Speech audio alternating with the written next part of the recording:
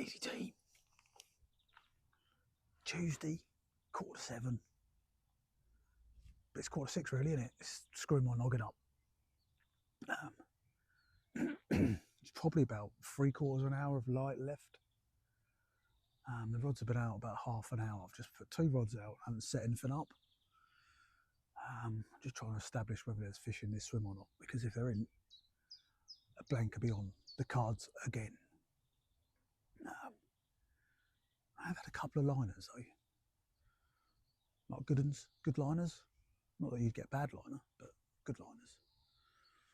So yeah, the plan is to sit in here for a couple of hours. I mean, hopefully we get a tug, won't we? But yeah, see if there's any fish in the swim. I mean, years ago you could just walk up that path, have a look, and you'd fucking see them. But now the water's died, kind of makes that fucking awkward. So really, you just got to feel for liners and just water movement and just see if I think there's any in here. You know, and this time of year they're not chomping about and flying around, are they? So yeah, it does make things a little bit awkward, but yeah, I haven't set my stall up tonight. Bridge looks fucking fantastic. Back of the wind, the sun's been beating on it all day. Don't think there's been anyone in there since the weekend. There certainly weren't anyone in there the weekend. So yeah, I might move to Bridge. I think that's the warmest part of the lake over the last couple of days. I think there'll be a few fish hanging about in Bridge. I've got the X-boat with me, so if it's dark at that time, doesn't matter. There's a couple of spots you need a boat. You'll be casting and fucking frothing it up, wouldn't you? But yeah, if one of these runs within the next hour or so, all the fish that are in here, if there's any in here, are just going to vacate fucking right and they won't come back. Then what I'll do is I'll move to Kev's, which is about 60 yards to the right, and intercept them in Kev's. So I've got a little plan in my head, and we've just got to see what happens, really. I'll catch up with you in a bit. Morning, team. What a lovely crisp morning it is. In layman's terms, it's fucking freezing. As you can see, I've moved into Bridge. I did last night. By the time I fucking finished faffing about, it was about fucking, I don't know, 11:30, something like that. I stayed in toilets at about 10:15. Really hung it out, but nothing materialised and I weren't feeling it. So I moved into Bridge, set up. Put one out by the tree, one in the middle of the pads, and then one just by that snag over there, but across the reed line. That's been quiet. I haven't had anything. The last sort of the last 10 minutes or so, there has actually been some knocks on the rods. I had quite a sharp puller on the the left down rod, which was a bit of a strange one. So yeah, you never know. But anyway, so while I've got a minute, I thought I'd take the opportunity to show the comparison between the X-boat and the Tosslon. The X-boat and the fucking Ridge Monkey, sorry.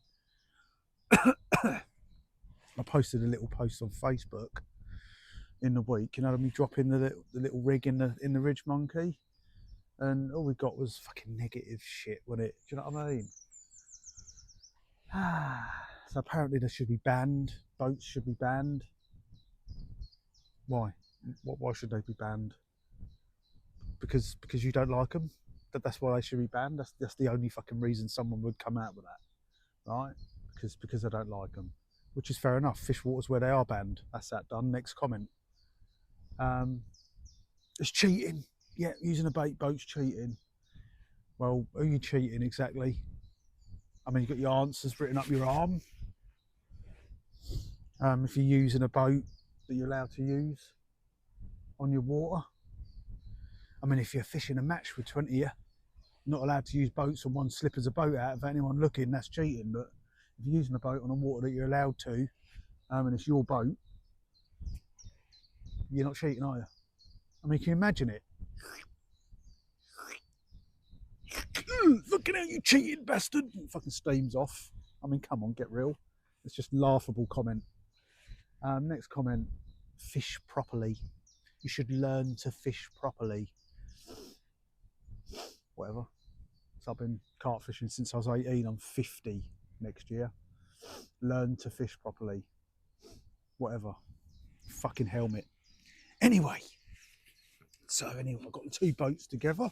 I thought I'd bring a pair of them down just to really fuck them off. So in my left hand, this is the Ridge Monkey Bait Hunter. You've seen it. I've been using it. I think it's actually really good. But it is what it is. People saying I don't old enough bait. It's a rig dropper. That's what it's designed to do. It weighs 2.5 kilos. It weighs nothing. It's got a range of 200 meters and a running time on full batteries of about 4 hours. Okay, so that's the Ridge Monkey Bait Hunter 750. They say you can get a kilo in the hopper, but not really. You would with an extension, but as it is standard, you're going to get about 200-300 grams in your rig. Just your rig and a handful of bait. Do you know what I mean? It's basically just a rig dropper. In my right hand, you've got the Toslon fucking X boat. Okay, it's got a capacity of 8 kilos. It weighs a ton. It's got a running time of about 10 hours, this thing, and a range of about, I don't know, 50 miles. It's an absolutely awesome piece of kit. A little bit too big for this water at this time of year, which is why I decided to buy a little second-hand Ridge Monkey, because it is what it is. 300 quid, 200 meter range, just to drop your rig. I mean, fuck me. It's 70 meters to that. This fucking thing, 2,400 fucking pound, right? However, this boat's 10 years old. So that's 240 pound a year. 24, 20 quid, 18 quid a month that's cost me. And all I've done is replace the batteries and a few aerials and a few other bits. 18 pound a month for 10 fucking years that's cost me. And look at it. It's still like it's fucking brand new. So anyway, guys, I've come up with a really good plan, right? For all these whinging fuckers, right? So the Ridge Monkey don't take enough bait, does it? Right? Well, easy. I've fucking sorted that. What you do is you bang your fucking bait in there, you bang some in the fucking Toslon, you fucking smack it on there. Monk can go for a fucking ride.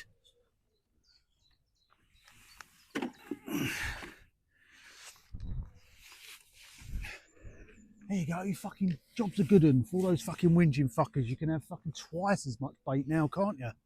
You can have 8.3 kilos. So there you go, guys. That's the Toslon and the Ridge Monkey.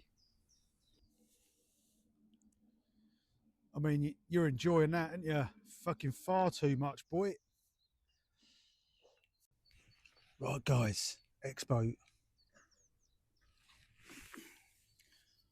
It's got an old controller. They've obviously updated the controller since then, but the hopper left. We can just see that. Let me just spin it around a bit. And then you do the right hopper. There's a bit you put in it so you can use the hopper sort of independently. And then what's really good about the X-Boat is you can bring the hoppers back up, look, so they don't catch on any weed. How good's that? Obviously, it's really nimble.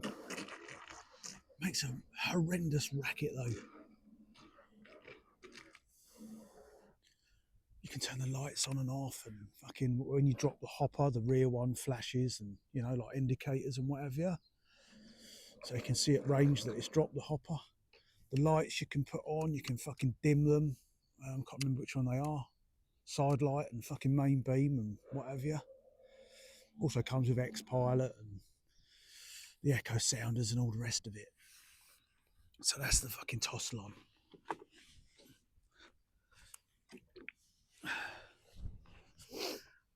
The Ridge Monkey, obviously you've got this little thing, there's 3 buttons there. That's lights. I don't know if you can see them. I don't want to drop the hopper because Monk will probably go for a fucking swim. Nah, fuck it, let's see what happens. Oh, he got away with it. And then this one is to obviously turn the remote on and off. But it's really nimble.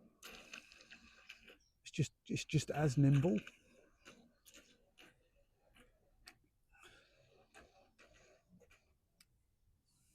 But really easy to use. Obviously it's one-handed. I mean, that's why I use the X-Boat obviously one-handed, because I hold the rod in the left hand. But let's spin this little bastard round and give you what you've all been fucking waiting for.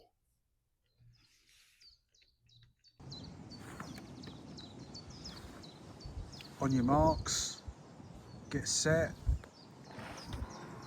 Oh, you fucking cheating little bastard.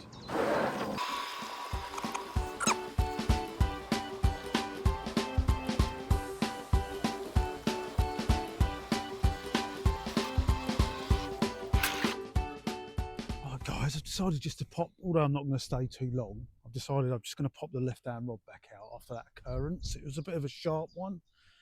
And yeah, it was just concerning me a bit. So I'm just going to pop it out. So I'm going to show you how I use the boat. I've already got it all ready. And all I've got in there is my rig and a bit of crumb. That's it. So yeah, she's all ready to go. Just undo the bow arm. I use my left-hand rod, and I just support the line with my finger, so it keeps it taut.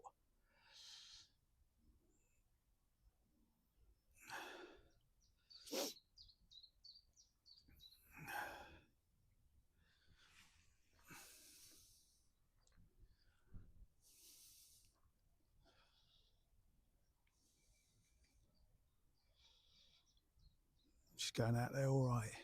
And then what I do is, as I approach my spot, it's only 6 foot deep over there. So as I approach my spot, I just slow the boat up, whip the rod to my right hand,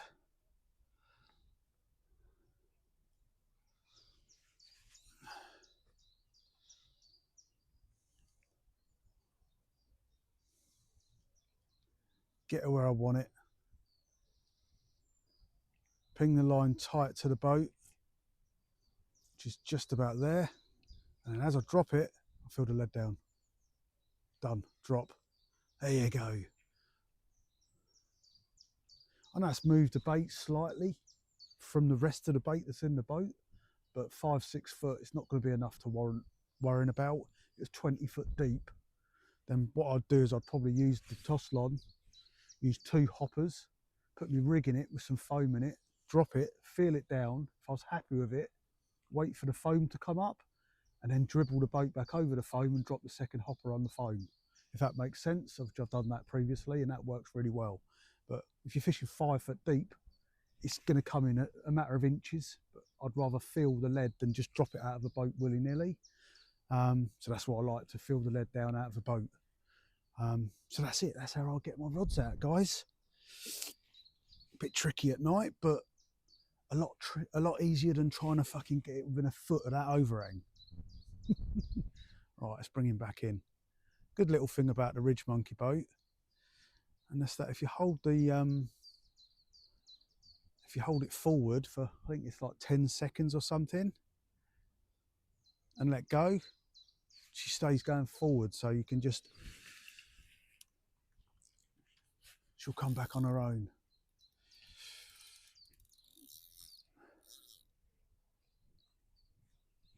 Normally by the time you've got your rod set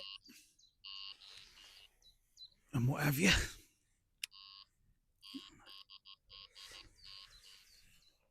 she's home. And another good thing about the Ridge Monkey is that it does drive straight as an arrow. You point that toward yourself, or it don't tend to sort of divert off course.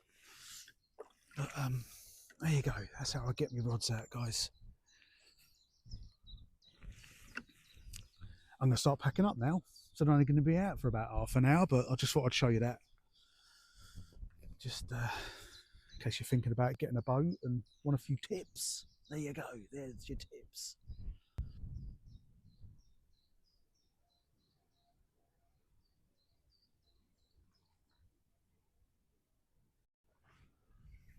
Right guys, as you can see I'm down to 2 rods and my net's still dry as a bone, apart from the end that's just hanging in the water. But yeah, I was just sat in the bivvy, and the right arm rod decided to pull up tight. I jumped out, grabbed hold of it, pulled him out into the middle, and then it just decided to fall off. Just literally, not just fell off. It wasn't under any immense pressure or anything. I was just playing it in, and it was gone. Left me stood there with my towel between my legs. I was fucking well gutted. I still am gutted. You know, you put a bit of effort into your fishing, didn't you? Have a result, and they fall off. It sort of leaves the taste a bit sour, doesn't it? But it's one of them things. I mean, there's nothing wrong with the hooks, and to be fair, the hook was still sharp as nails. I should always test the hooks as they go out. I'm not one for sharpening hooks.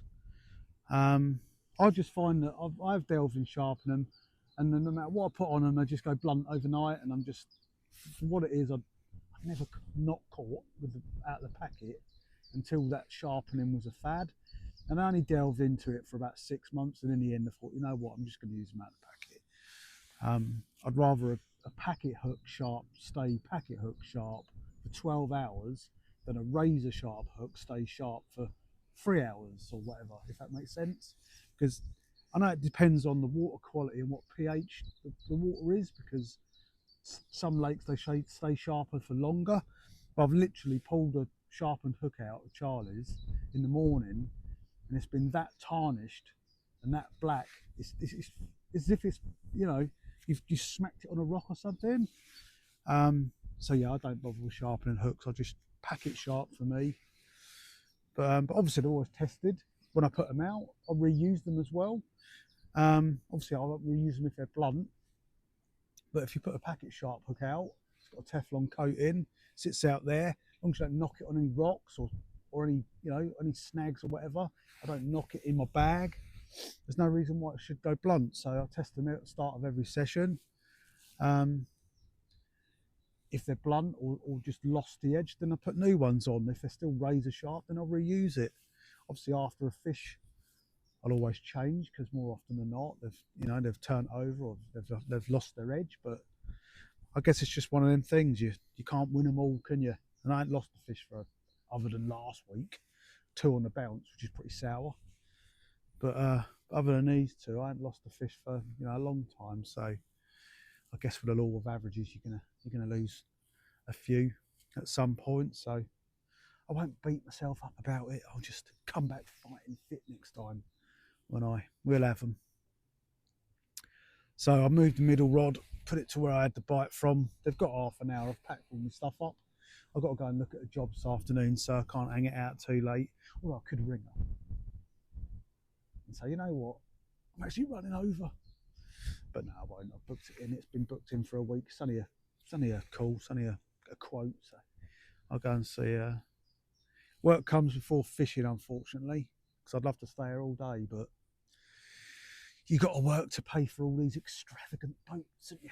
That you keep buying, and extravagant hoodies that you leave at home in your cupboard, things like that. But no, as always, I've enjoyed it. I've enjoyed pissing around with the boats. I hope I've sort of upset a load of people, and I'm going to take this opportunity now to say thanks for watching. A joy as always. I'm away for a couple of 3 weeks or whatever. I've got things to do and so I won't be down. So until then, take care, and I'll see you on the next one.